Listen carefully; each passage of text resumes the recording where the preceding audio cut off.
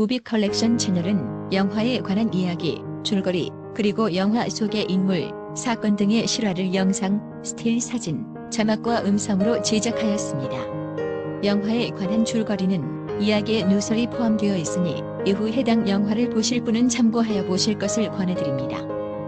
보신 후 즐겁게 보셨거나 도움이 되신 분은 구독과 좋아요를 부탁합니다.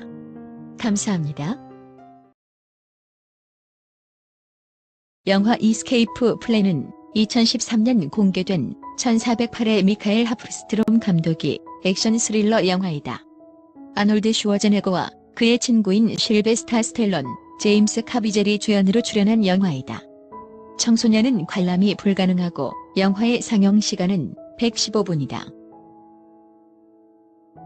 영화 줄거리. 감옥수 레이 브레슬린이 교도소에서 탈출하는 모습으로 시작된다.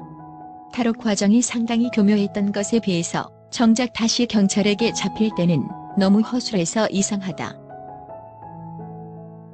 알고 보니 레이 브레슬리는 진짜 죄수가 아니라 교도소의 보안 허점을 찾아 탈옥하여 그 점을 보완하는 것을 제공하는 일로 사는 보안 전문가이다. 레스터 클락이란 동업자가 회사를 운영하고 레이는 현장 일이 전문이다. 그 밖에 에비게일이란 여자와 허쉬가 레이의 조력자다. 그러던 중 어느 날 CIA에서 나온 여자가 한 가지 일을 제안한다. CIA에서 비공식적으로 운영하는 사설 감옥의 보안 허점을 테스트해달라고 요청한다. 보수로 거금을 지불할 예정이고 대부분 수용할 만한 조건들이었는데 문제는 감옥의 위치를 알려줄 수가 없다고 한다. 레이의 조력자 허쉬 등은 나름대로 교묘히 레이의 몸에 추적 장치를 숨겼지만 상대는 너무도 쉽게 이를 찾아냈고 레이는 정신을 잃은 채 문제의 비밀 감옥에 도착한다. 정신을 차린 후 레이는 상황이 이상하게 돌아감을 깨달았고 이번 작전을 포기하려 감옥 책임자인 홉스에게 작전 중지를 의미하는 암호를 말한다.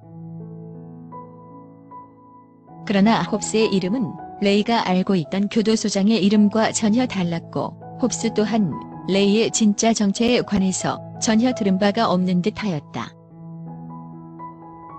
결국 레이는 자력으로 이 감옥에서 탈출해야만 했는데 그러던 중 감옥에서 에밀 로트라미어라는 조력자가 생긴다. 이 문제의 감옥은 사실 CIA의 비밀 감옥이 아니라 충분한 돈을 댈 수 있는 사람이라면 누구든지 가둘 수가 있었다. 자신이 꺼림직하게 여기는 사람이나 싫어하는 사람을 흔적도 모르게 가둘 수 있는 불법 민간 감옥이었다. 레이의 조력자 에밀은 레이가 탈옥할 방법을 찾을 수 있도록 적극 협력했고 레이는 독방에서 일말의 가능성을 찾는다. 레이와 연락이 끊긴 그의 조력자 에비게일 등은 레이가 잘못된 것은 아닌지 걱정하며 행방을 찾으려 하는데 정작 이번 프로젝트를 추진한 레스터는 충분히 그럴 수 있다는 듯이 대수롭지 않게 여긴다.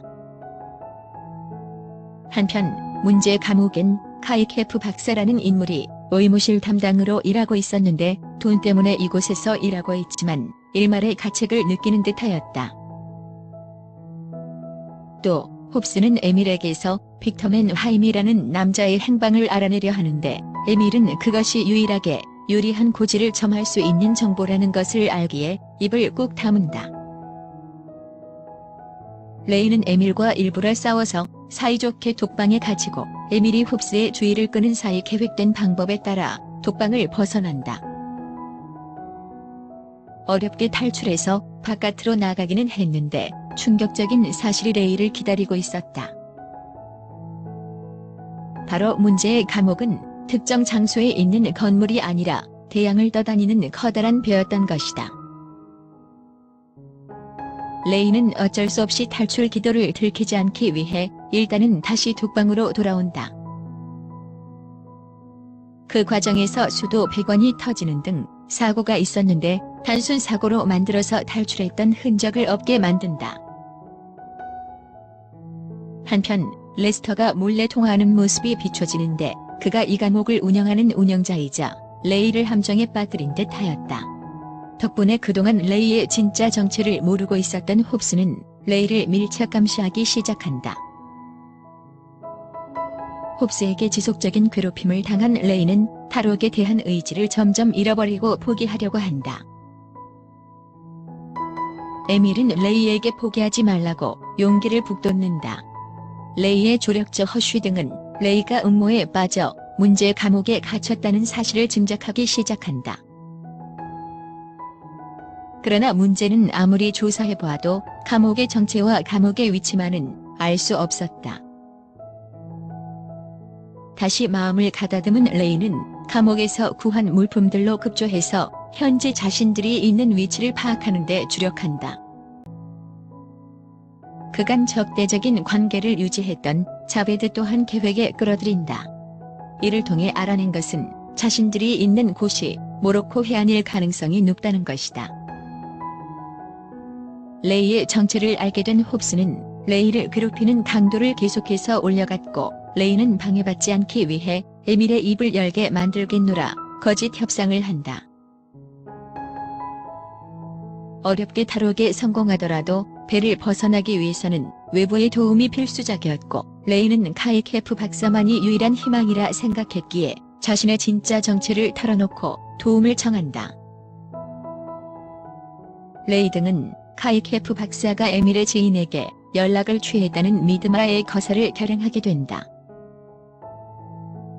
마치 감옥 안에서 폭동이 있을 것처럼 거짓 소문을 퍼뜨려서 교도관들의 시선을 돌린 후 탈출을 시도한다. 교도관들의 거센 저항을 받아 같이 탈출을 시도했던 자베드가 희생되고, 레이 또한 갇혀서 탈출에 실패하는 듯 싶었으나 마지막 순간 기지를 발휘해 탈출에 성공한다.